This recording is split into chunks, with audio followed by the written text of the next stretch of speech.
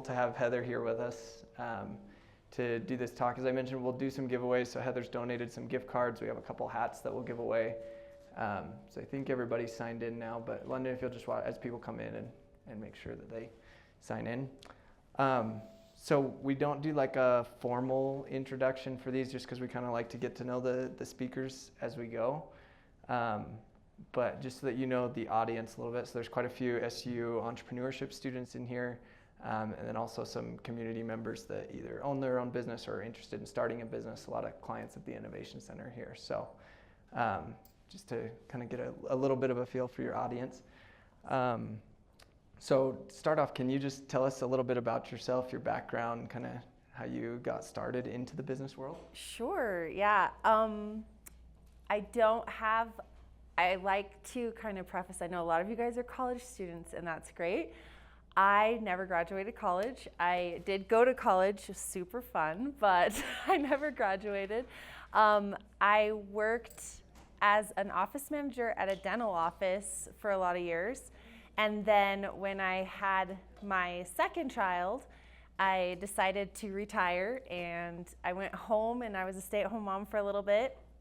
And but I really had a passion for working with people. I loved interacting with people, and I really loved sales. So this is kind of odd, but when I was an office manager at a dental office, one of my favorite parts was, I like to call it pitching treatment plans to patients, and I thought I was really awesome if I could get people to sign up to do these pretty invasive dental procedures. So if I could talk them into that, I felt like I was a pretty good salesperson. So I kind of developed a love for sales in that way, but really I just loved interacting with people. So being a stay-at-home mom, I loved being home with my kids, but I kind of started to feel this itch, like I wanted to get back interacting with people, but I also really wanted to be at home.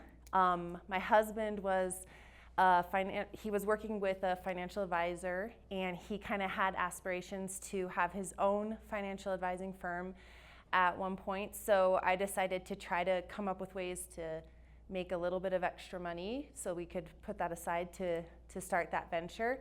And I started a women's clothing retail business online.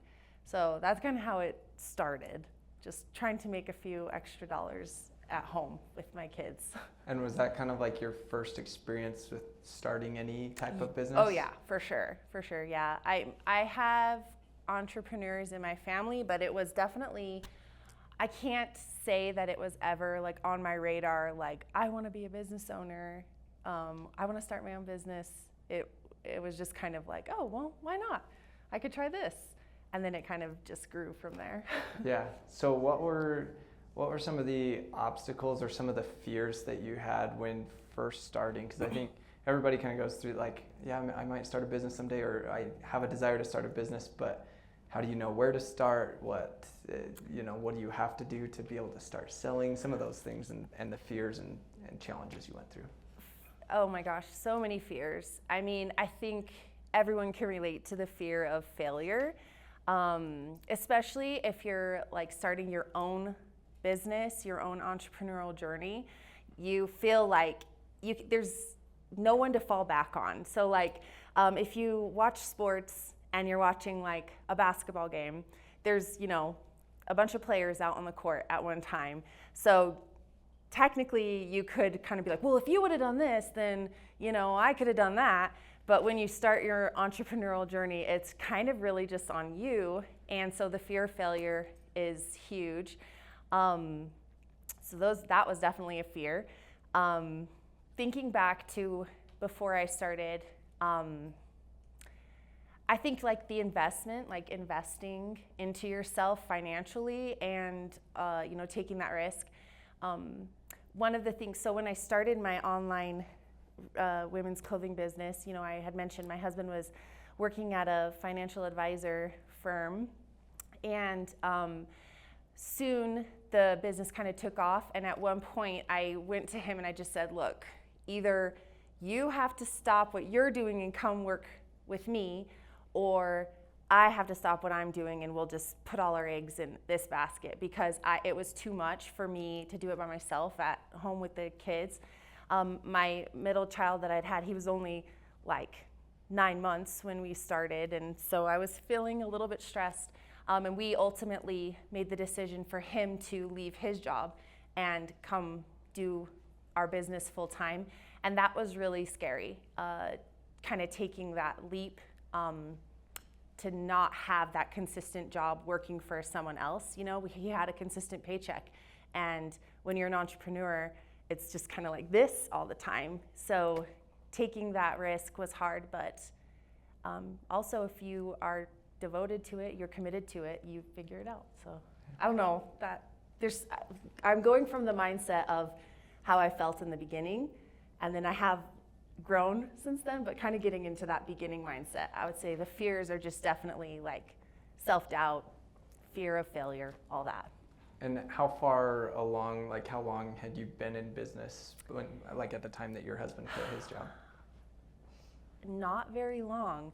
I started the end of 2016, like literally I launched like right before Christmas, and he left, I believe it was like March of 2017. So like not very long.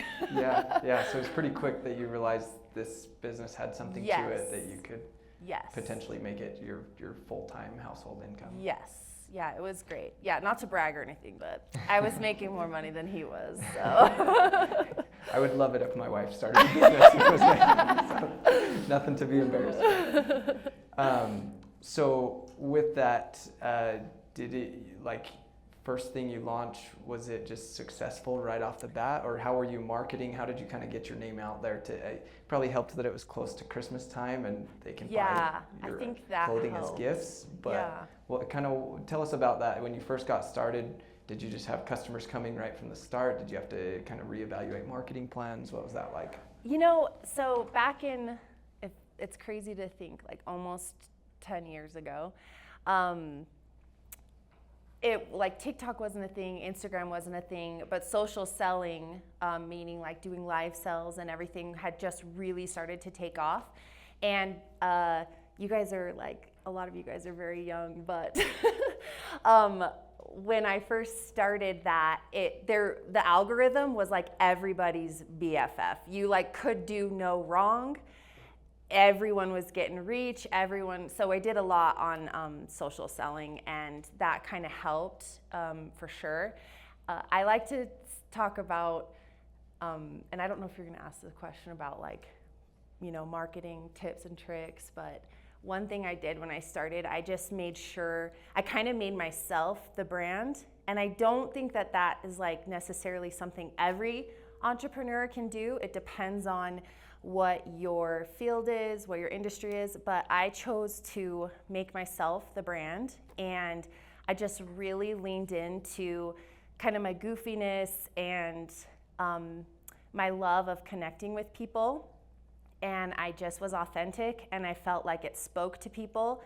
And so even though the clothing industry is always very competitive, people resonated with that side of it and appreciated that I would take the time to, you know, listen to their needs and address their concerns. And I think that kind of helped me from the get-go, like really providing the customer experience. So. And you were just able to just be very genuine and authentic and kind of bring your personality. Yeah, my husband really wanted me to mention the first thing I did when I launched.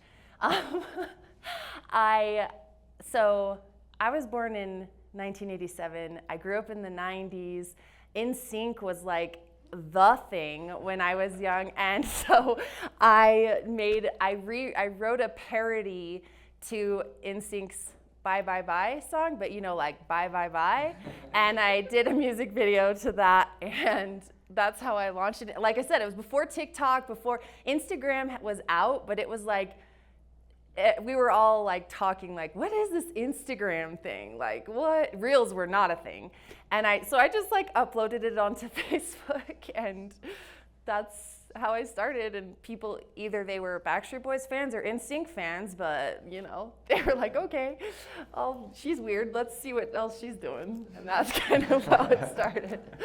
That's awesome. That's just a fun way to get started, and a unique way to market that obviously it's probably a little bit harder now to jump in with something like that because it's so popular with Reels. But I do think no matter what, with Reels, with TikTok, with anything, I think the people who are most successful are the people who are authentic to either themselves or the brand that they're creating. So people can, you can spot BS from a mile away. Like if someone's not being authentic to who they are, it's kind of like, swipe next. But if someone's like really sharing something, you can kind of feel that passion. You can catch that dream, and then you're like intrigued, you're invested. Yeah, that's awesome. So you launched in 2016, just purely online. You're having a lot of success. Obviously now you have a storefront. Yes. So when did you decide to make that transition? Can you kind of walk us through? Because I know there's a lot of challenges that come. It's totally different having a storefront business versus selling online. So what made you make that decision to open up a storefront, and kind of walk us through the process of opening that up? Sure. So when I started our business, we were actually in Las Vegas, and we like literally did it. It started in our guest bedroom, and then it grew and grew. I got more and more inventory, and eventually we kind of like jumped to each room in the house. At one point, my husband and I gave up our master bedroom, which was the biggest bedroom, and we moved into the guest bedroom.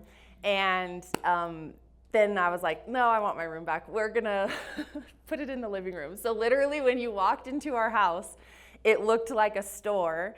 Because I needed the backdrop for my live sales. Like I tried to present it in a way where it looked like kind of like a store when you would watch my videos. But then we decided we didn't want to live in Vegas anymore, and we moved up into Cedar, and which was super fun. But I was so over having the clothing and the accessories and all that take over our house that we decided, actually, like towards the end of 2019, we moved the beginning of 2019, spring of 2019, we moved to Cedar. Towards the end, I was like, I'm so done with this. I really think we should get a warehouse. And so after the holidays, in January of 2020, we started looking for a retail space. So I just wanted a warehouse to continue just doing our online. But after we kind of talked about it some more, we decided maybe if we're gonna rent a warehouse, we may as well just have a storefront. So we started looking for that. That was really tough because I knew if we opened a storefront, I wanted to be on Main Street. And there weren't a lot of places. I found, would just like Google trying to find spots, and I was just driving down Main Street one day and I saw a tiny little sign on one of the buildings that was like space for rent, and it had a number underneath. So I called it, and the landlord was like, yeah, come on by. And he showed me this second floor space that was really nice, but I really wanted main floor. And anyways, he had this storage room on the main floor, and I was like, rent me that. And it was not cute, but I was like, I can make it cute. Rent me that, and I will come rent with you. I'll sign a lease, whatever. And he finally, I wore him down. He agreed to it, and then the pandemic hit. And I was really, talk about fears. I was really scared about what we would do if I would continue with the plan to open the brick and mortar, or if we needed to put that on pause. We had just gone to a market in Las Vegas and ordered just a ton of stuff to fill the shop. And as things started shutting down, I was getting calls, tons of calls every day, that all the things I had ordered were being canceled because there was just a lot of fear. Nobody knew what was going on. And I'm crazy, and I was like, you know what? We're gonna do it anyways, we're gonna figure it out. I signed my lease. we started remodeling and we opened our storefront towards the middle of May of 2020. Wow, so like right when everything was shutting down. Oh, I remember the governor, like a couple months, actually it was like a year after we had opened, even it was still, you just didn't know. You could be shut down at any time. I had friends in Vegas who their businesses had been closed. It was super scary, and we just, you know, just kind of had to go forward and hope for the best. And so yeah, that's kind of how the brick and mortar happened.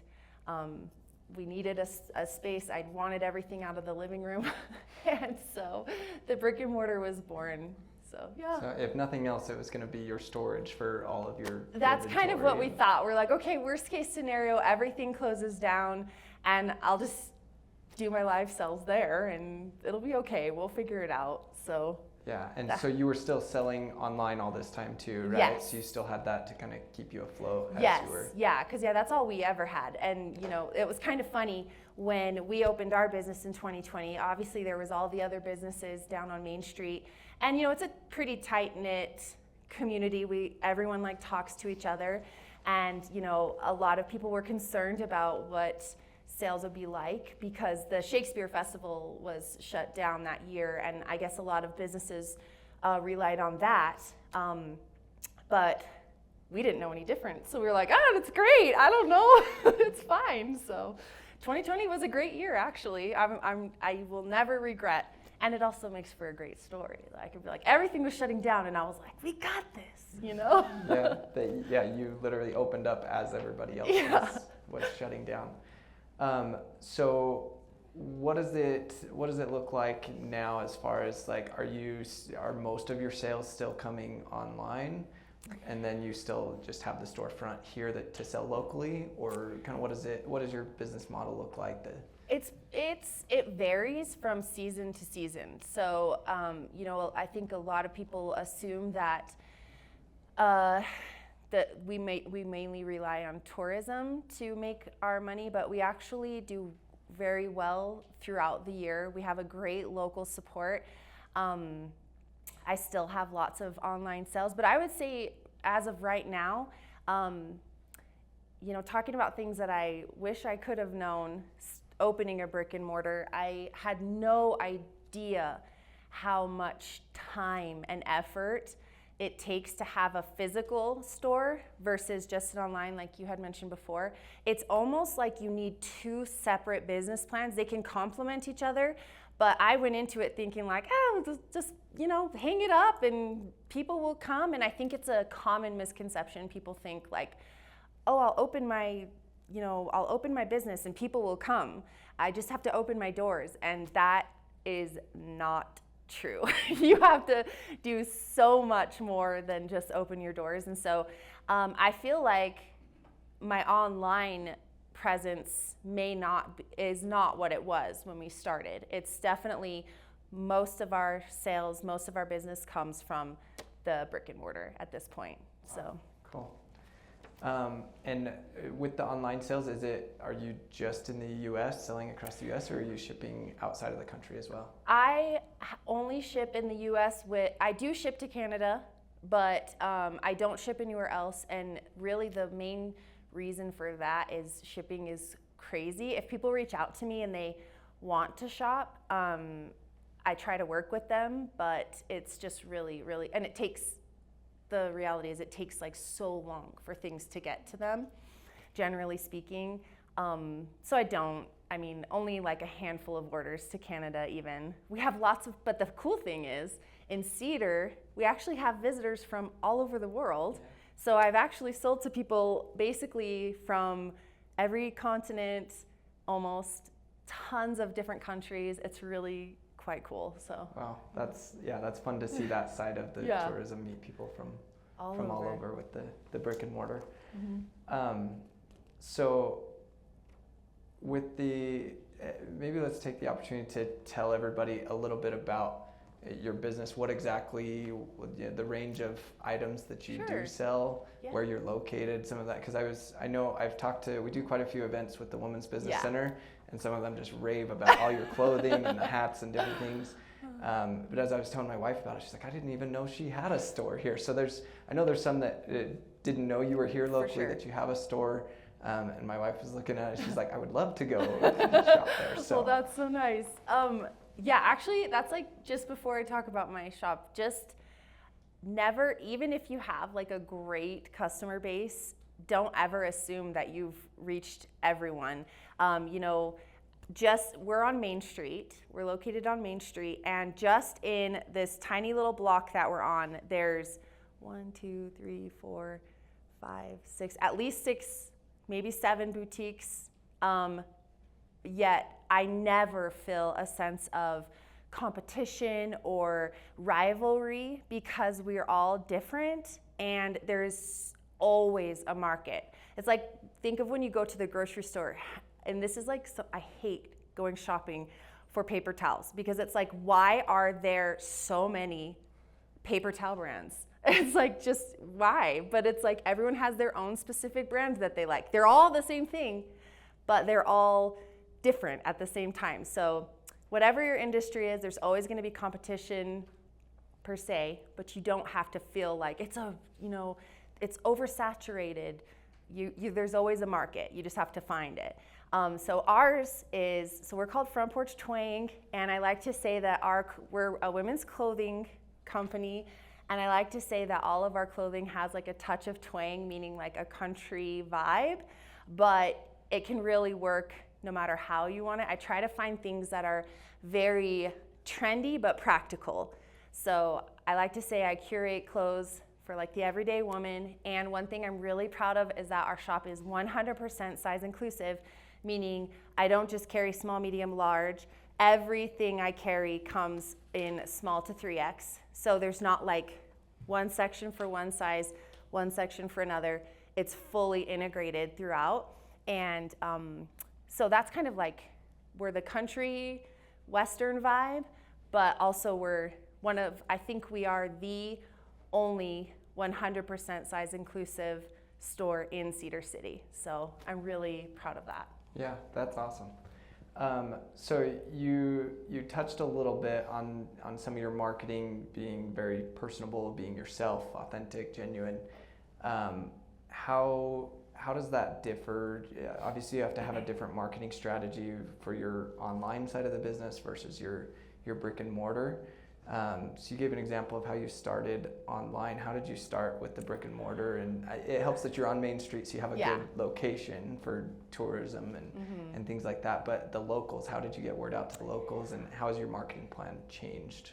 That's a really good question. I feel like I do still heavily rely on an online presence even for locals, because I just think nowadays everyone is pretty connected to their social medias and community, online groups and things like that. So I still rely on that for a lot of marketing. One huge thing that was very important to me from the beginning was I always wanted to make sure that when someone came to our store, I was serving them. I was never selling to them. So I listened to, and I still do this, listen to what they need. And sometimes people aren't gonna come right at you and say, I need X, Y, Z. You have to listen to the nuances. You have to listen to the problems and interpret how you can serve them, how you can provide solutions. And sometimes that solution was just giving them a compliment or just being a listening ear. And sometimes it was, you have family pictures today, and I need to help you find an outfit that matches the clothes you got for everyone else in your family. And maybe I didn't have it, so I'm gonna send you here's these other shops you can try.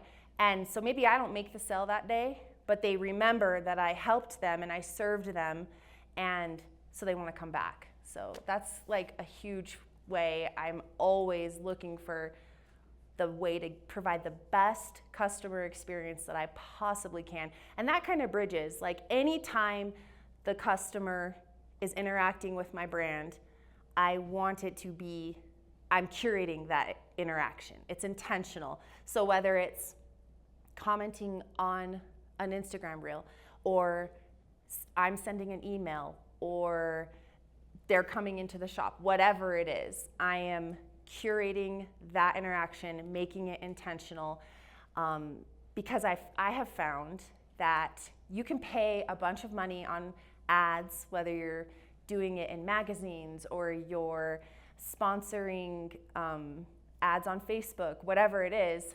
But at the end of the day, the best marketing you can do is someone telling their sister or their brother about your shop or your service, whatever it is, because it means so much more. Like, of course, I'm gonna say, this is the best shop, come check it out. But if your best friend says it, you're like, okay, I wanna go, so.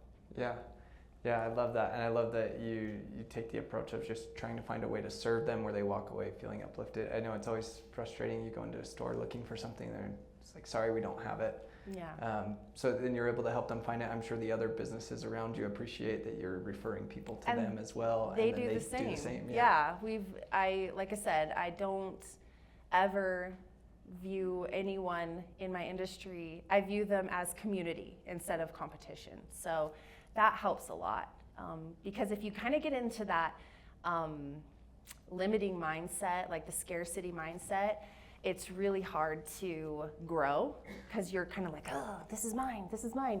But if you are in a abundance mindset, you're able to see things in a more clearer way. You can appreciate what's coming your way instead of being so scared about what the next thing will be. So. Yeah, I love that approach too. And like a lot of times people kind of focus on the differences between each other just in everyday life, but also businesses and competing. But I think almost every business, they can find somewhere where they align, they can collaborate and work together, and it makes everybody more successful. So right. I love that you do that. If you could choose one thing and you can split this into two parts if you want to, because like you said, it's almost like two separate businesses with the online side and the storefront. But what's one thing that you wish you would have known before you started? Oh my gosh, one thing. There's like a million things. You can share a couple of things. You don't have to keep it to one. I feel like as I mentioned before, when we opened our shop, our physical location, I just really had no idea the demands that it would make on our time and energy. A lot of people think like, oh yeah, like there are days I'm not at the shop and my customers are like thinking, oh, she had to take a day off. And it's like, no, I'm actually working all day long and then all night long. I have to consciously make an effort to like not be working on it. Because whether you're actually like physically doing something, it's always kind of up here. But I also think that that's just what happens when you're an entrepreneur. It's your life and you're just kind of built different. My brother always wanted to start his own business, but he told me, he's like, I don't have that mindset. I like going and working at my job and then coming home and I'm not thinking about it. And he's like, you're always thinking about it. And I joke, you may have heard this saying before, but it's like entrepreneurs are the only people who will give up their 40-hour work week working for someone else to go work 90 hours for themselves. And that is absolutely true. I wish I would have known, like the time commitment. Not that I would have done anything different, but I would have probably tried to make at least an effort to maybe organize my time a little bit better.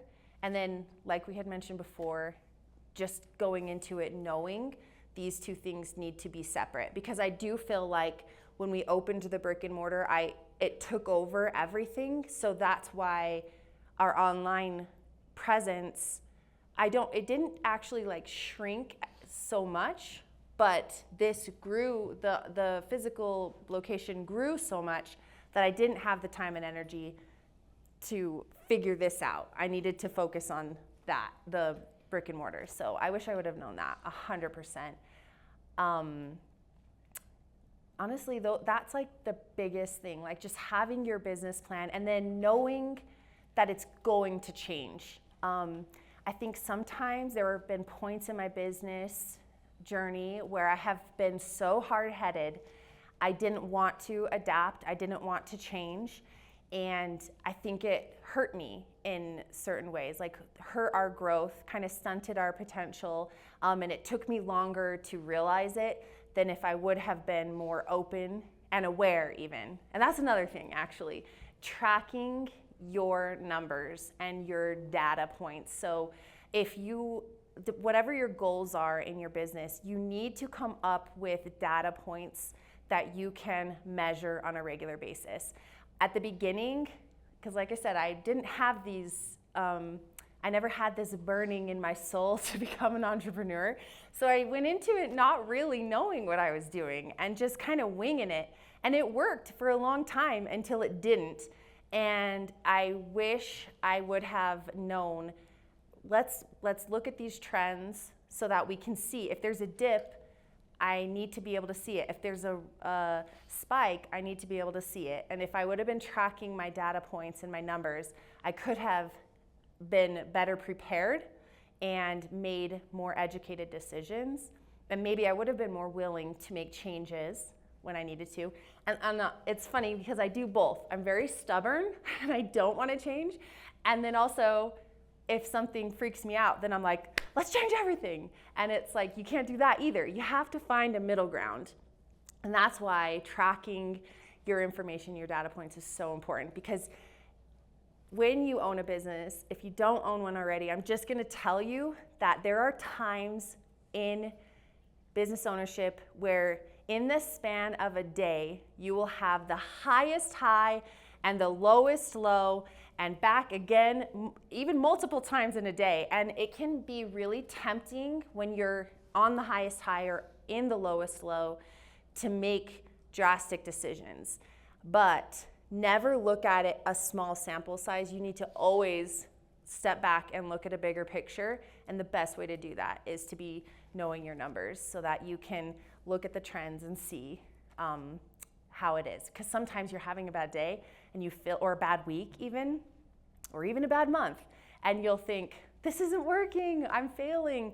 But then if you take a step back and look at the bigger picture, you'll be like, oh, I'm actually up 3% this year. Like, it was just a bad minute. So yeah, that's great. And thankfully too, there's a lot of tools now that can help For you sure. track those things a lot easier than it was 10, 15, 20 years ago. For sure. But I will say,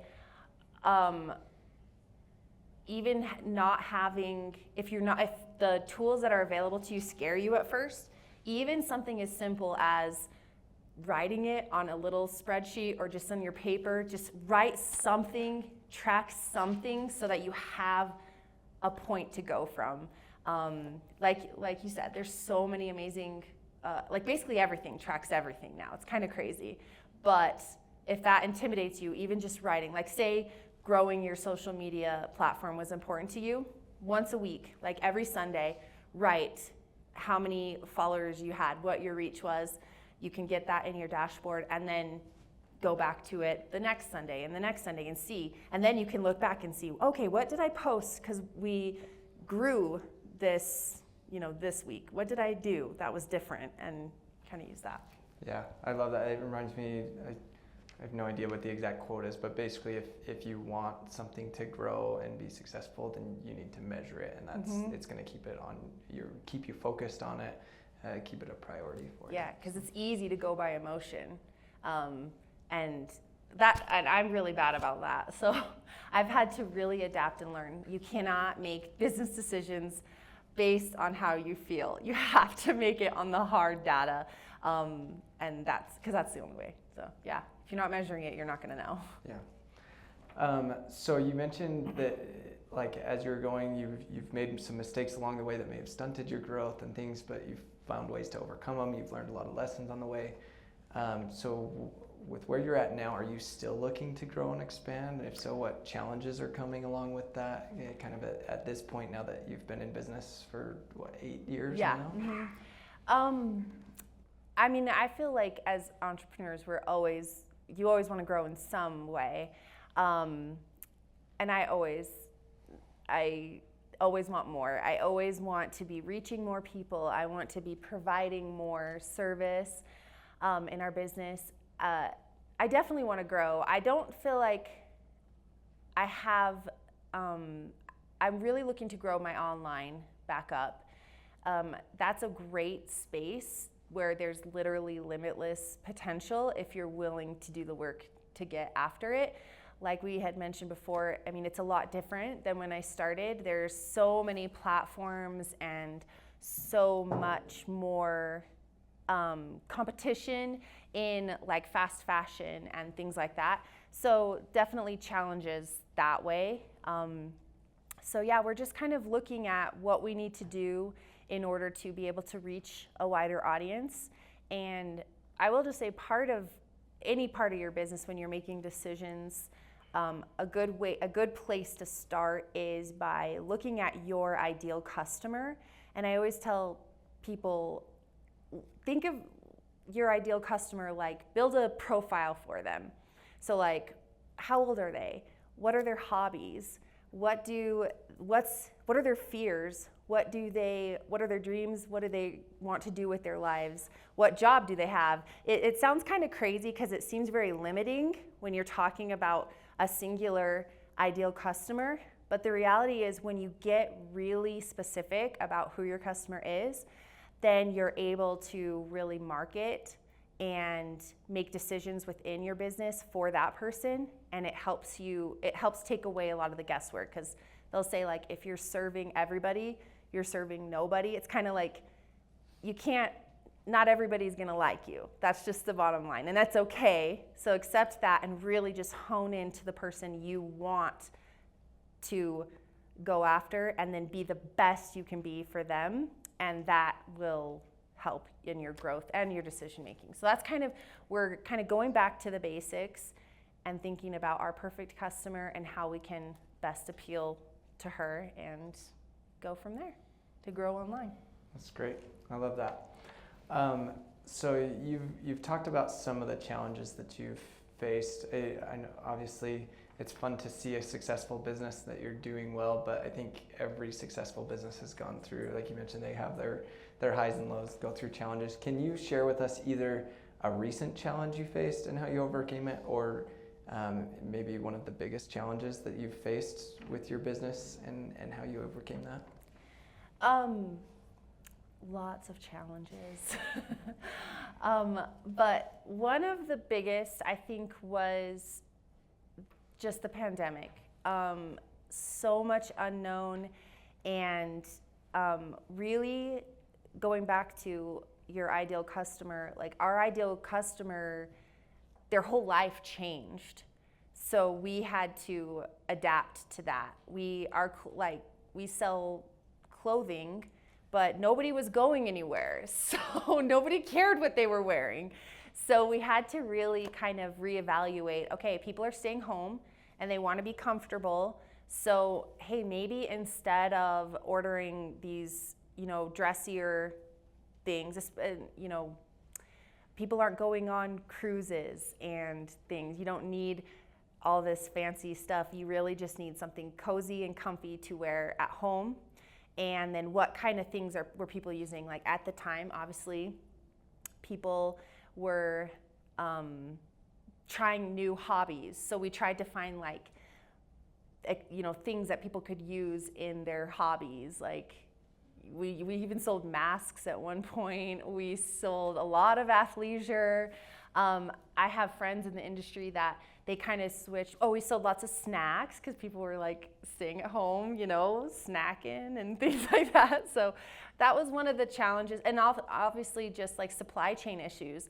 I never knew if something I ordered was actually going to come. So that was really hard and frustrating. And a lot of things would get canceled. Shipping was crazy. There was a point where people were literally like leaving their packages like outside for like a day to like let them disinfect or whatever. It's funny to think about it now, but back then it was crazy. So yeah, I don't know. That was one of the biggest challenges, is like learning to pivot through all of that. All the plans I had made kind of just got shut down right away. So we had to configure what we were doing. And then recently we've had an app since for a few years now, and the app stopped integrating with our inventory system. So we had to get rid of that, and it was a real bummer, and a lot of our customers relied on it, even locally. A lot of our online customers would shop through the app. So that's still something I'm figuring out. So if you think you got it all figured out, you're never gonna feel like that as an entrepreneur. There's always gonna be something coming up, and it's kind of fun. That's the thrill of it all. You're always kind of on your toes, and I think once you like accept that, it's instead of fighting against it, you're kind of working with it. I heard a quote that said, "Don't move away from the things that you don't want, move towards the things that you do want." It's the same direction, the same movement, but it's a different energy, and I think that's really important as a business owner. Instead of thinking about what you don't want, you need to be thinking about what you do want when the hard things come, because it opens your mind to be able to see potential solutions and directions.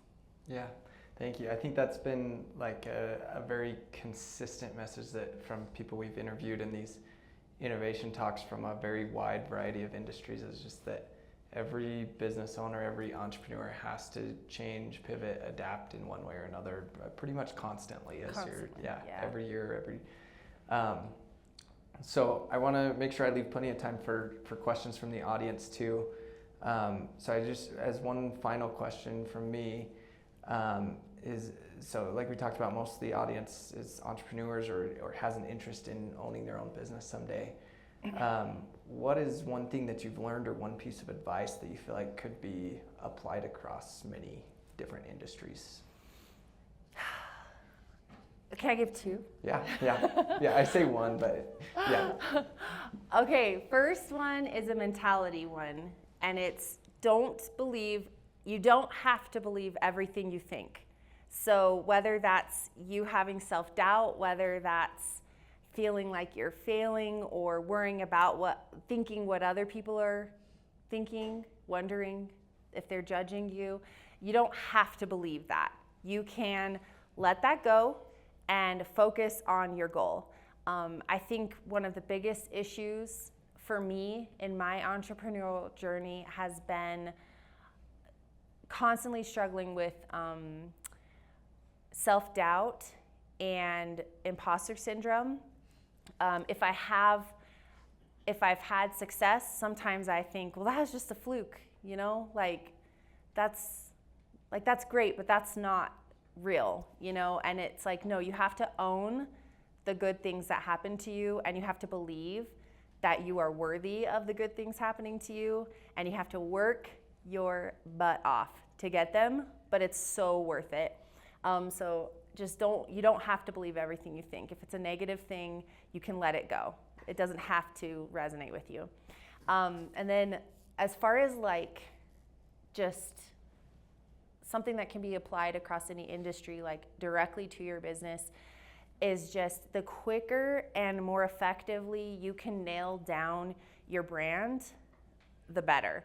And a lot of times people, when they think of branding, they're gonna think of like a logo and their colors, and that is part of it, but that's just like the tiniest part.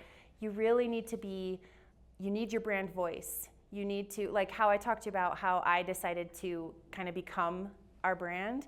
It was really easy because I just was being myself, but whatever the brand is for your business, you have to define it. Figure out what your values are. Figure out your mission, because if you don't do that, when things get hard and you don't have that clear defined mission, or like clearly defined why you started this, it's gonna feel like you just wanna stop.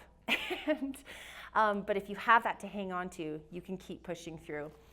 So really just figuring out your brand, your mission, your values, and it'll also just help you resonate with, especially figuring out your ideal customer. It'll help you resonate because you will be able to serve them in such a more effective way. They will be so excited to be a part of your journey. I mean, literally, I have these women that have shopped with me from pretty much day one, and they're from different states, and if they pass through they will come and see me. A lot of them, though, I've never met. And it feels like we're so deeply connected because I worked so hard to build that brand. So yeah, that's what I would say. And then also just, if you're thinking about doing something, just do it. So many people have dreams of being a business owner, of being an entrepreneur, but they let their self-doubt and their worry and fear of failure get in their way. You could look at any of the most successful people, and I promise you, they have failed. And one thing I've learned is it's only failing if you stop. If you keep pivoting and figuring out your way, you didn't fail, you just learned how to not do something, or you learned you wanted something different. So that's really my biggest piece of advice, and something I need to hear myself every day. So, and oh, one more thing. I love talking, if you can't tell. Just because you don't have a ton of followers or something on social media, I know people put so much emphasis on social media. Someone can have hundreds of thousands of followers. That doesn't mean that their business is going to be successful or is successful. Doesn't mean it's not, but it doesn't mean it is. I only have like 2,000 followers on Instagram, and it took me a long time to build that. But gosh, they are really great followers that are actually there because they want to be. I didn't buy them. I didn't invest that much into paid ads. I just relied on word of mouth, and that's just been I have a great audience, even though it may not look like it's an impressive audience if someone just looks at it, but don't feel ashamed, whatever your audience is. If they're there for you, better to have one super fan than 100 people who don't really care. So. Yeah, that's great. I kind of have a two-part question. Okay. One, has your ideal or perfect customer, your image, your vision changed? And what came first, your brand or that vision? Good question. I feel like the reason I hound so bad on finding your perfect customer was because I didn't even know what that was when I started. I just was like, hey, do you like this shirt? You know? It definitely has evolved, for sure. I feel like I've become way more in tune with who she is. For me, for my company, I'll just tell you, my perfect customer is in her late 30s, mid to late 30s. She's a mom that is struggling with her self-esteem and body image after having kids. She's afraid of losing herself. She wants to stay true to who she was in her life before having kids, but she also loves being a mom and wants to take care of her family. So see what I mean? It's like really specific. So that's who she is now. I don't feel like I really did have that nailed down, but always from day one, a huge thing that was important to me in my business was building up women and building their confidence. And so that kind of has carried through across my whole journey. And it's something I'm so passionate about, always wanting to build people up. And so that mission has stayed the same. It may be worded slightly different from when I started, because like I said, I didn't really know what I was doing at the beginning. But yeah, now it's a huge passion. And the days that I feel like, burn it down, I'm like, okay, I need to take care of her. I need to take care of my customer. And the ironic thing is, you may think you're limiting people by finding your perfect customer, but you're not. I would probably say actually 60 to 70% of my audience isn't my perfect customer, but they resonate with her. And so I'm still appealing to a larger audience, even with focusing on this, person who is kind of like me. That's how I can know her so well. So yeah, thank you. So I've been to your shop and I love it. Oh, thanks. So I've noticed in there that there's a lot of like local handmade items. So how did you find those or get the idea to do that, and how do you network with the people that make them? I think in a small town, it's really awesome because people will come to you. I have met so many amazing people through different events I've done, and then people coming into the shop and just being like, hey, I have this. Is this something you would want in your shop? So that's been super fun. And also, as my journey has evolved, I really started to have a passion with helping other business owners. And I wish I could do it for every single person that comes into the shop. I have had to turn people away depending on what our needs were at the time.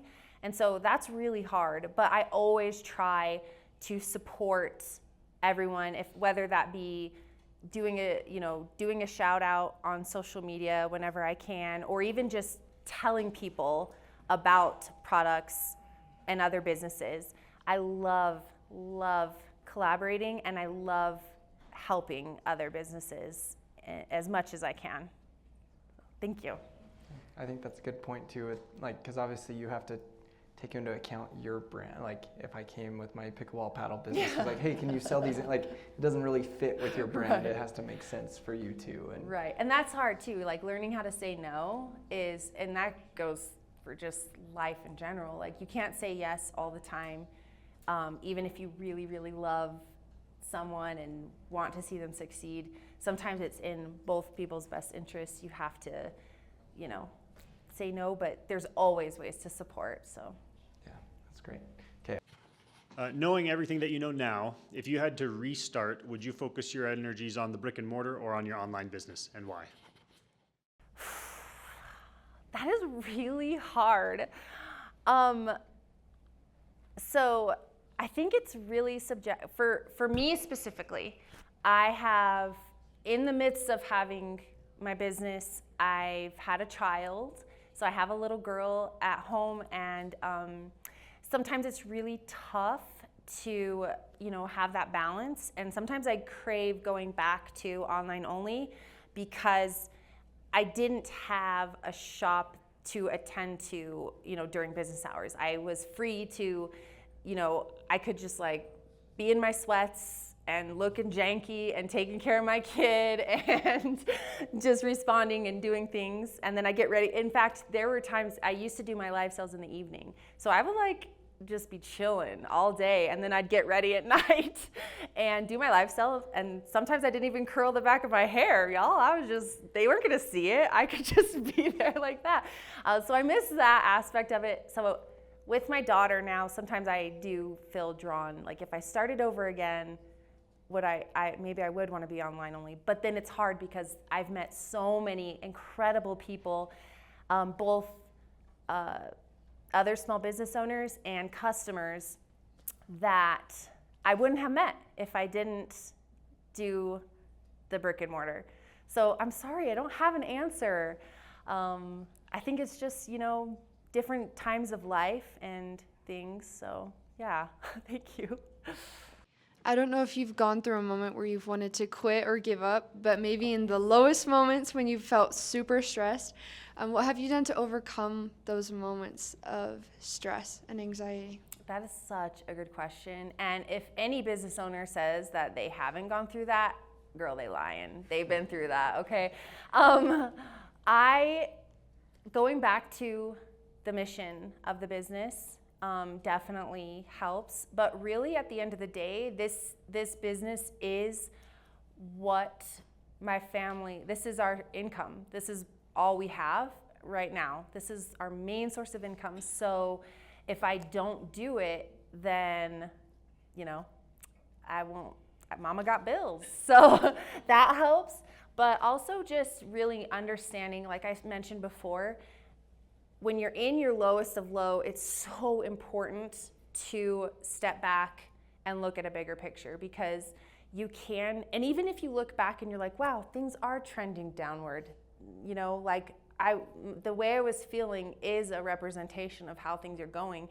You just have to learn how to pull yourself up and get out there and do what you got to do. Pivot. Don't be hard-headed and stubborn and, well, this worked before, so I'm just going to keep going. That is, in my industry specifically, so many people have had to be had to close their doors because they wanted to keep doing what they did when they started. And you can't. And really, I don't think you can do that with any industry. Like at some point, you have to grow. You have to figure out, how you're gonna keep up with the times and keep up with your perfect customer, because they're evolving and changing. It's a natural thing. So definitely that. And then also just having a great support, not necessarily meaning like people you can call and be like, hey, business is slow, why don't you make an appointment, or why don't you come down and buy some stuff? It's people who will be there to let you vent and say you are so upset and you want to be done, but then encourage you to keep going, and just believe in you. And then especially believe in yourself. You can have a downtime, but don't live there, Has your ideal customer sort of changed over time, like as you've been running the business, or has it been fairly standard throughout? Yeah, that I feel like I didn't know who she was at the beginning. I was just like wanting to serve everybody. And then especially I think once I opened the brick and mortar, I really had to nail down who my perfect customer was, and then really figure out how I could best serve that customer and best interact, best speak to her, and really just be authentic to what I felt the perfect customer needed to hear. And so yeah, kind of evolved for sure. Thank you. Okay. Well, let's give Heather a round of applause. Thank you.